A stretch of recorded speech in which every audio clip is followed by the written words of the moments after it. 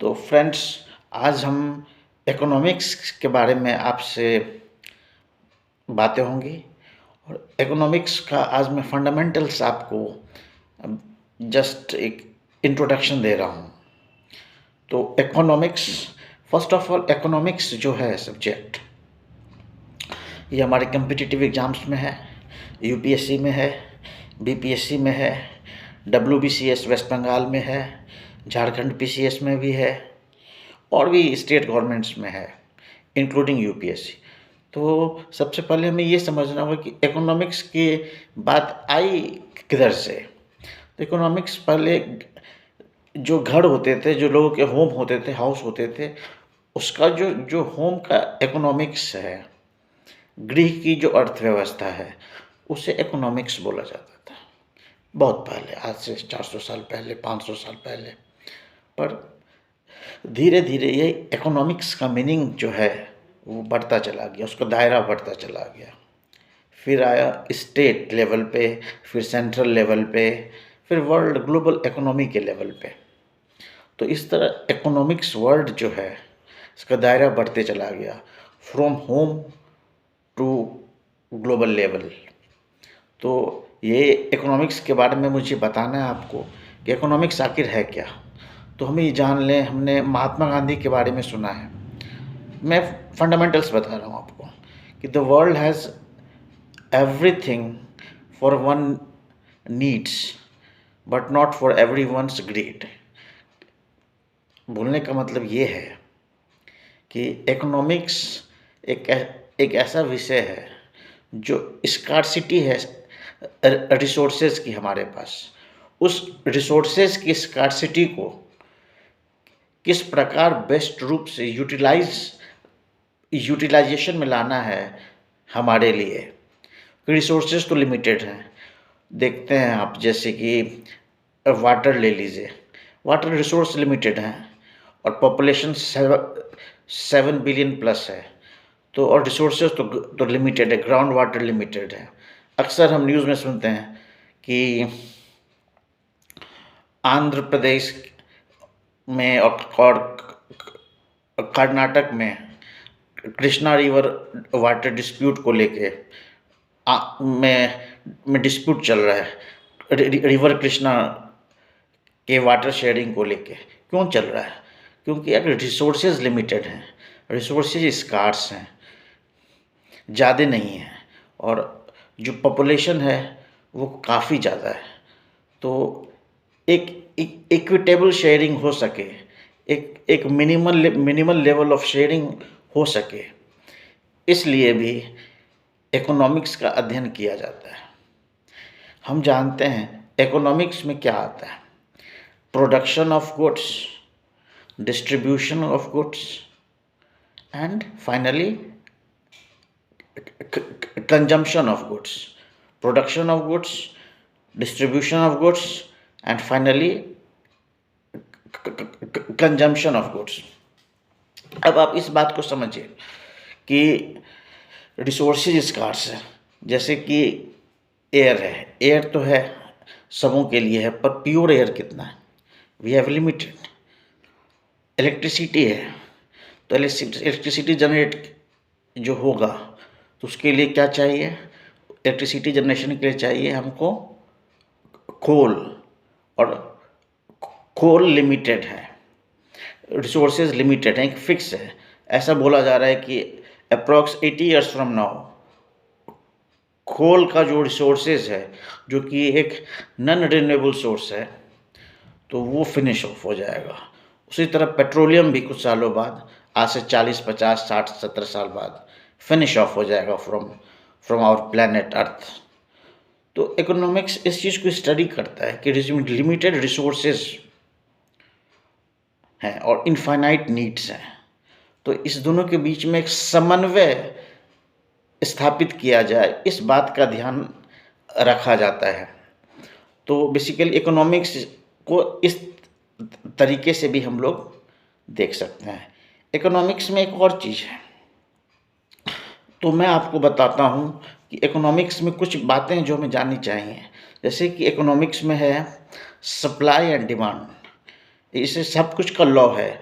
हमारे अर्थ में भी एक लॉ है, लॉ ऑफ ग्रेविटी, जैसे हम लोग सब जानते हैं लॉ ऑफ ग्रेविटी। उसी तरह बायोलॉजी में भी लॉ है, सर्वाइवल ऑफ द फिटेस्ट। उसी तरह इकोनॉमिक्स का एक फंडामेंटल लॉ है, सप्लाई एंड डिमांड। अगर इसको ऐसे समझते हैं कि अगर सप्लाई ज़्यादा है तो उस वस्तु की जो प्राइस है वो घट जाएगी, और अगर सप्लाई लेस है तो उस वैल्यू की प्राइस बढ़ जाएगी। यानी क्वांटिटी और प्राइस। अगर प्राइस ज़्यादा है तो क्वांटिटी कम, और प्राइस अगर लेस है तो क्वांटिटी ज़्यादा। तो इस तरह से ये इकोनॉमिक्स का है कंसेप्ट। तो इसको बोलते हैं law of demand and supply. तो डिमांड, इसमें हम लोग को पढ़ना पड़ता है डिमांड कर्व और सप्लाई कर्व। तो डिमांड कर्व में समझेंगे हम लोग क्या होता है, और सप्लाई कर्व में क्या होता है। और फिर हम लोग इसमें आगे पढ़ेंगे elasticity of demand, elasticity of supply. ये सब डायरेक्टली नहीं आएंगे, पर ये इन चीज़ों को जानना ज़रूरी है कि इलास्टिसिटी ऑफ डिमांड क्या है, इलास्टिसिटी ऑफ सप्लाई क्या है।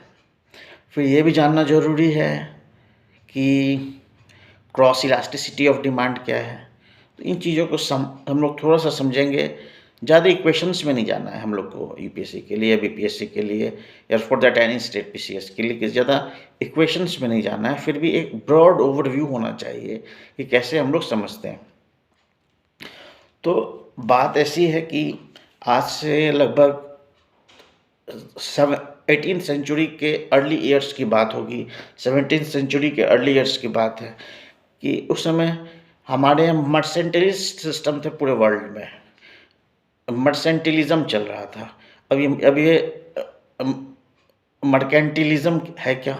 मर्केंटिलिज्म ये था कि कोई कंट्री जो मर्केंटिलिज्म फॉलो कर रहा है तो वो कह रहा है कि हम लोग इंपोर्ट नहीं मंगाएंगे, हम लोग एक्सपोर्ट करेंगे, पर हम लोग इंपोर्ट नहीं करेंगे। एक्सपोर्ट मतलब हम लोग अपने देश से दूसरे देश में सामान निर्यात करेंगे, पर हम लोग इंपोर्ट नहीं लेंगे, बस सिर्फ एक्सपोर्ट करेंगे। ऐसा क्यों? इसके पीछे भी कुछ लॉजिक होगा कि अगर हम लोग एक्सपोर्ट करेंगे तो क्या होगा। अगर हम लोग एक्सपोर्ट करेंगे तो हमें कुछ प्राप्ति होगी, उस एवज में एक्सचेंज होगा ऑफ मनी। तो उस समय तो मनी थी नहीं, उस समय थे gold, silver, other precious metals थे। तो ये सब था। तो उस समय ये समझा जाता था मर्केंटिलिज्म के टाइम में कि जिस कंट्री के पास जितना ज़्यादा गोल्ड है, जितना ज़्यादा सिल्वर है, वो कंट्री उतना प्रोस्पेरस है। जिस कंट्री का जितना ज़्यादा ट्रेड सरप्लस है वो उतना प्रोस्पेरस है। तो ये मर्केंटिलिज्म का व्यू था उस वक्त। पर जस्ट इसके आगे क्या होता है कि एडम स्मिथ साहब आते हैं। एडम स्मिथ साहब ने एक किताब भी लिखी, वेल्थ ऑफ नेशंस। और उस वेल्थ ऑफ नेशंस बुक में जो 1776 में पब्लिश हुआ है, उन्होंने खंडन किया इस मर्केंटिलिज्म का, और उन्होंने ट्रेड थ्योरी दी, अपनी ट्रेड थ्योरी दी। उन्होंने ये भी कहा, एडम स्मिथ ने, जिनको फादर ऑफ इकोनॉमिक्स बोला जाता है एडम स्मिथ को, तो उन्होंने ये भी कहा कि मार्केट जो है उसका इनविजिबल हैंड होता है, और वो इनविजिबल हैंड जो होता है उसी से सारी इकोनॉमी चलती है और अच्छे तरीके से चलती है। तो इसको मैं बाद में जब मैं आगे क्लास लूँगा तो और एग्जांपल्स के थ्रू समझाऊंगा। तो इस टाइप के इकोनॉमी को उन्होंने कहा, एडम स्मिथ ने कहा कि मर्केंटलिस्ट सिस्टम सही नहीं है। दूसरा उन्होंने कहा लॉ ऑफ इनविजिबल हैंड, और उन्होंने तीसरी बात ये भी कही कि गवर्नमेंट इंटरफेरेंस मिनिमम से मिनिमम होना चाहिए।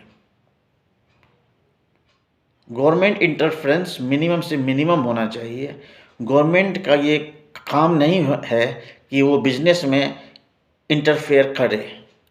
गवर्नमेंट रेगुलेशन के लिए ठीक है, पर गवर्नमेंट इंटरफेयर नहीं करे। हमारे बिजनेसमैन हैं, उनके डेली टू डेली एक्टिविटीज़ में मॉनिटर नहीं करे। कुछ ऐसा ही हो रहा था हमारी कंट्री में जब लाइसेंस राज था, लाइसेंस कोटा परमिट राज। ये किसने कहा था? लाइसेंस कोटा परमिट राज। ये टर्म जो दिया हुआ है ये सी राजगोपालाचारी का दिया हुआ है। तो बाय द वे, तो हम ये समझ सकते हैं कि गवर्नमेंट का इंटरफेरेंस मिनिमम से मिनिमम हो। तो ऐसा ही होते रहा। जैसा एडम स्मिथ ने कहा, एडम स्मिथ के बाद और भी कुछ थिंकर्स आए, सबों का नाम लेना अभी यहाँ सही नहीं होगा। एडम स्मिथ के बाद डेविड रिकार्डो आए, उन्होंने अपनी थ्योरी दी, उन्होंने एडम स्मिथ के थ्योरी को इम्प्रूव किया। तो इस तरह ये जो लेसेस फेयर सिस्टम है, लेसेस फेयर मतलब लेट इट बी, मतलब गवर्नमेंट को कहते हैं कि let us do our work, you remain side, you mind your own business, हमें आप अपना काम करने दीजिए। तो इस तरह से प्रोग्रेस होते गया। तो ये जब ये 1776 से मैं ले रहा हूँ बातों को, तो जब 1929 में स्टॉक मार्केट क्रैश हुआ यूएस में, वॉल स्ट्रीट मार्केट क्रैश हो गया, शेयर के वैल्यू गिर गए और एक तरह से डिप्रेशन आ गया। अब यहाँ आपको समझना है डिप्रेशन और रिसेशन दोनों में क्या डिफरेंस है, ये भी मैं डिस्कस करूँगा आपसे। तो रिसेशन और डिप्रेशन को हम लोग डिस्टिंग्विश करेंगे। तो अभी शॉर्ट में चल रहे हैं हम लोग आगे आगे। तो फिर जब वो क्राइसिस आया तो क्राइसिस को कोई एक्सप्लेन नहीं कर पाया। ये जो स्कूल थी एडम स्मिथ की, उसको हम लोग क्लासिकल इकोनॉमिस्ट बोलते हैं। क्लासिकल इकोनॉमिस्ट जो उनकी थिंकिंग को फॉलो करते हैं इकोनॉमिस्ट, उनको क्लासिकल इकोनॉमिस्ट बोलते हैं। तो कोई एक्सप्लेनेशन नहीं था किसी के पास कि इससे निकले कैसे। स्टॉक मार्केट क्रैश हो गया, डिप्रेशन आ गया इतना बड़ा, इससे निकले कैसे। तो इसके पास कोई सॉल्यूशन नहीं था एडम स्मिथ के जो फॉलोअर्स थे उनके पास, कोई उस टाइम के इकोनॉमिस्ट के पास। फिर हमारे सीन पे कौन आते हैं एज ए हीरो बन के, एज ए सुपरमैन बन के कौन से आते हैं थिंकर इकोनॉमिस्ट? वो हैं John Maynard Keynes, JM Keynes. वो इंग्लैंड के रहने वाले थे और उन्होंने अपनी थ्योरी दी थी और एक बुक लिखा था general theory of employment, interest and money. तो उन्होंने बहुत सारे बातें की, हम लोग बहुत सारे मेटाफर्स दिए अच्छे अच्छे, हम लोग सब पे डिस्कस करेंगे। पर उसमें हमें ये समझना भी है कि कीन्स ने कहा कि अगर रिसेशन से अगर इस डिप्रेशन से निकलना है बाहर, इसमें कितने लोग भूखमरी से मर गए, उस डिप्रेशन में लोगों की नौकरियां चली गई, अनएम्प्लॉयमेंट बढ़ गया इतना रिकॉर्ड लेवल पे, 25% अनएम्प्लॉयमेंट हो गया यूएस और यूरोप में। तो हमें ये समझना है। तो फिर उसके बाद कीन्स ने अपनी लैंडमार्क बुक लिखी magnum opus, the general theory of employment, interest and money. और उसमें उन्होंने बताया कि गवर्नमेंट को एक प्रोएक्टिव रोल लेना पड़ेगा इकोनॉमी में। Government as a passive player, जैसा कि एडम स्मिथ ने कहा था, वैसे नहीं रह सकती है। गवर्नमेंट को एक्टिव रोल प्ले करना पड़ेगा। और गवर्नमेंट एक्टिव रोल प्ले कैसे करेगी, उसका तरीका है, उसका ये तरीका है कि गवर्नमेंट टैक्सेशन को डिक्रीज कर देगी और स्पेंडिंग को इंक्रीज कर देगी। स्पेंडिंग को गवर्नमेंट इंक्रीज कर देगी, एक्सपेंडिचर को, और टैक्सेशन को डिक्रीज कर देगी। तो गवर्नमेंट जब एक्सपेंडिचर को इंक्रीज करेगी तो एक इकोनॉमी में मल्टीप्लायर क्रिएट हो जाएगा। इनकम मल्टीप्लायर बोल सकते हैं आप इसको, या फिस्कल मल्टीप्लायर बोल सकते हैं। और जब ये मल्टीप्लायर क्रिएट हो जाएगा तो इससे इकोनॉमी रिवाइव होगी। क्योंकि लोगों, जैसे आपने गवर्नमेंट ने कोई स्कीम ला दिया, जैसे अमेरिका में new deal, Franklin Delano Roosevelt, जो एफडी रूजवेल्ट यूएस के आपके प्रेसिडेंट थे उस time after great depression, after 1929 1930। तो उसमें उन्होंने न्यू डील प्रोग्राम लाया और न्यू डील प्रोग्राम में उन्होंने बताया कि कैसे आगे बढ़ना है। तो उसमें उसमें जो मेन आइडियाज़ थे, जो मेन दिमाग चल रहा था, वो जॉन मेनार्ड कीन्स का ही था। उन्होंने कहा कि गवर्नमेंट ज़्यादा से ज़्यादा स्पेंडिंग करे, नए-नए स्कीम्स लाए, पब्लिक वर्क्स लाए। जैसे अपने एक पब्लिक वर्क स्कीम जैसे नरेगा, मनरेगा, Mahatma Gandhi national rural employment guarantee act. तो उसी तरह गवर्नमेंट स्कीम लाए, लोगों को पैसे आएँगे, लोगों के हाथ में जब पैसे आएँगे तो वो खर्च करेंगे। वो किस पे खर्च करेंगे? वो शॉप्स में जाएँगे, वो मॉल्स में जाएँगे, वो जहाँ-जहाँ जाएँगे वहाँ पे एक्सपेंडिचर करेंगे और उस पैसों से दूसरे जो शॉपकीपर्स हैं, बिज़नेसमैन हैं, उनका इनकम होगा। और अगर इनकम होगा उनका, तो वो ज़्यादा प्रोड्यूस करेंगे और ज़्यादा प्रोड्यूस करेंगे तो क्या होगा, ज़्यादा लोगों को वो लोग एम्प्लॉयमेंट में रखेंगे। So I hope the things are getting clear now. तो ये जॉन मेनार्ड कीन्स तक हम आए। फिर इसके आगे और हम लोग आगे बढ़ते हैं। 1970 में क्या हुआ, जो जॉन मेनार्ड कीन्स तो 1946 में डेथ हो गई उनकी, और वो इकोनॉमिक्स के सबसे प्रोमिनेंट फिगर हैं 21st सेंचुरी के, 20th सेंचुरी के सबसे प्रोमिनेंट फिगर हैं जेम कीन्स। तो उसके बाद 1970 आता है। 1946 में कीन्स की डेथ हो जाती है और 1970 में एक ऐसा सिचुएशन आता है जिसको हम लोग स्टैगफ्लेशन बोलते हैं इकोनॉमी में, यानी अनएम्प्लॉयमेंट है ज़्यादा और इन्फ्लेशन भी है, यानी इकोनॉमी ग्रो भी नहीं कर रही है, स्टैग्नेशन है और इन्फ्लेशन भी है।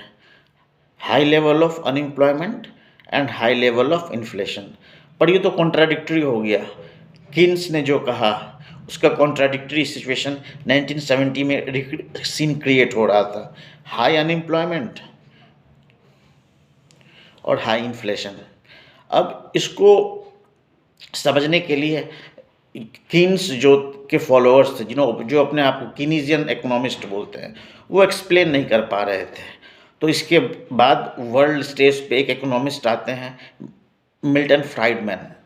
और मिल्टन फ्राइडमैन बोलते हैं कि फिस्कल पॉलिसी से ज़्यादा कुछ नहीं होने वाला है, फिस्कल पॉलिसी की अपनी लिमिटेशंस है, तो हमें मॉनेटरी मनी सप्लाई पे फोकस करना होगा और गवर्नमेंट ने फिर मनी सप्लाई पे फोकस करना होगा। तो यूएस में फिर मिल्टन फ्राइडमैन की बातें बढ़ती चली गई, उन्हें एक पॉलिसी रोल मिल गया और उनके जो विचार थे वो आगे गए और इस तरह फिर मॉनेटरिस्ट जो थे वो लोग आगे आते चले गए।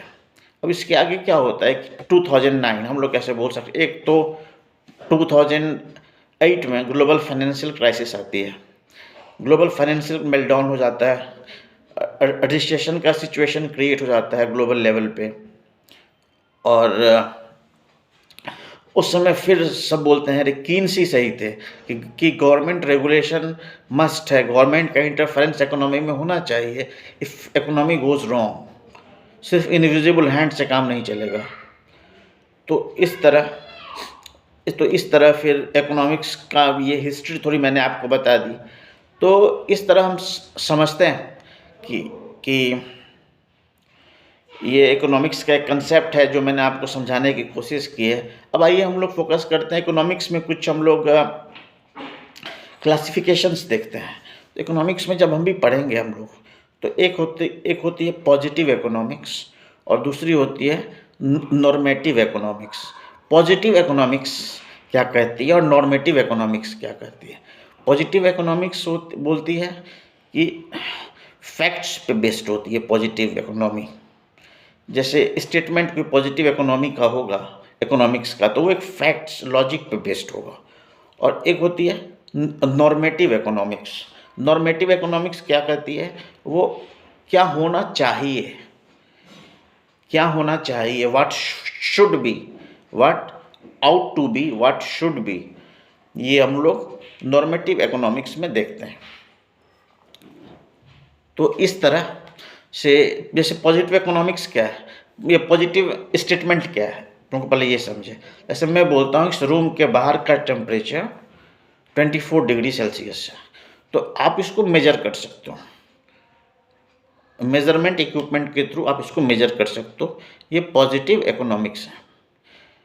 अब एक नॉर्मेटिव, ये पॉजिटिव स्टेटमेंट है। अब एक नॉर्मेटिव इकोनॉमिक्स का एग्जांपल ले लेते हैं। जैसे हम ये बोलते हैं कि टैक्स गवर्नमेंट की जो टैक्स लेवल है वो 55% होनी चाहिए या 65% होनी चाहिए। ये एक ओपिनियन बेस्ड हो गया, समझ रहे हैं? ये होना चाहिए, है नहीं, होना चाहिए। तो इसको बोलते हैं हम लोग नॉर्मेटिव इकोनॉमिक्स। दोनों इम्पॉर्टेंट हैं, पॉजिटिव इकोनॉमिक्स भी इम्पॉर्टेंट है और नॉर्मेटिव इकोनॉमिक्स भी उतने ही इम्पॉर्टेंट है। तो इस तरह हम लोग अब एक और डिफरेंशिएशन है जो हम लोग देखेंगे। एक है मॉनेटरी पॉलिसी और फिस्कल पॉलिसी। मॉनेटरी पॉलिसी कौन बनाता है और फिस्कल पॉलिसी कौन बनाता है? मॉनेटरी पॉलिसी आरबीआई बनाती है इंडिया में। और आरबीआई क्या है? इंडिया की सेंट्रल बैंक है। इंडिया का अगर कोई सेंट्रल बैंक है तो वो रिजर्व बैंक ऑफ इंडिया है। उसी तरह से फिस्कल पॉलिसी कौन बनाती है? Fiscal policy ministry of finance, government of India के अंदर मिनिस्ट्री ऑफ फाइनेंस, जिसके की हेड फाइनेंस मिनिस्टर होते हैं, वो बनाते हैं फिस्कल पॉलिसी। फिस्कल पॉलिसी किस रूप में आती है हमारे सामने?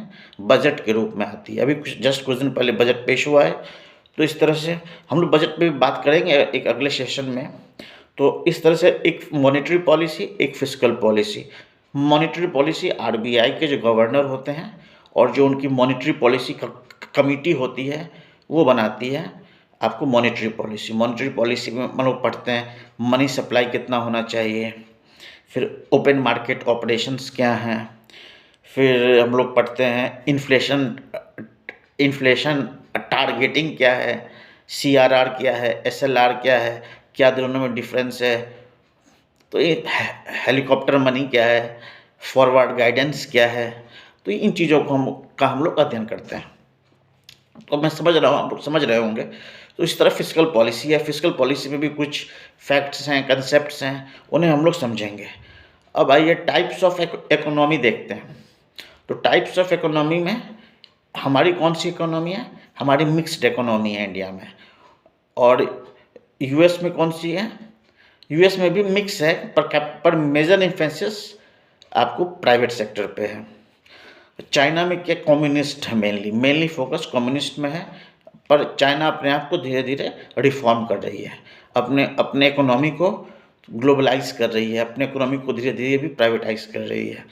तो जैसे कि हमारे यहाँ, तो चाइना में देखिए, हमारे यहाँ भी क्या थी? प्लानिंग कमीशन थी पहले। प्लानिंग कमीशन सब जानते हैं हम लोग। प्लानिंग कमीशन, उसका क्या, कौन सा प्लान होता है? उस प्लान को हम लोग बोलते हैं 5 ईयर प्लान। तो हमारे यहाँ भी प्लानिंग कमीशन थी, 5 ईयर प्लान्स थे। अब मोदी जी आते हैं का एक ग्लोबल सीन, इंडियन सीन पे, और उसको हटा के नीति आयोग ले आते हैं, national institute for transforming India. क्योंकि प्लानिंग जो है, प्लानिंग ये हमें मार्केट पे छोड़ना होगा। Planning is not to mean for government to do something every time. तो हमें मार्केट पे भी छोड़ना पड़ेगा। तो इसमें मैं 2 स्टोरी आपको सुनाऊंगा बाद में, कभी टाइम मिलेगा तो। एक स्टोरी है जो कि प्लानिंग बताती कि प्लानिंग कितनी गलत है। तो ये 5 ईयर प्लान चाइना में अभी तक चल रहे हैं। तो प्लानिंग में हम लोग पढ़ेंगे कि ग्रेट लीप फॉरवर्ड क्या थी। माओ त्से-तुंग जो थे चाइना के लीडर, उनके समय में ग्रेट लीप फॉरवर्ड आई, पॉलिसी आई, और उसका क्या क्या डिजास्टर हुआ उसको लेके चाइना में। किस तरह से फेमिन आ गई चाइना में, इकोनॉमिक क्राइसिस आ गया चाइना में, ये समझेंगे। और हम लोग ऑस्कर लैंगे जो कि इकोनॉमिस्ट थे यूनिवर्सिटी ऑफ शिकागो में, उन्होंने क्या प्रयास किया, मार्केट सोशलिज्म एक जो टर्म क्रिएट किया, इसके लिए उन्होंने क्या किया, क्या प्रयास किया, इसको समझेंगे। तो आज के लिए बस इतना ही। Thank you very much.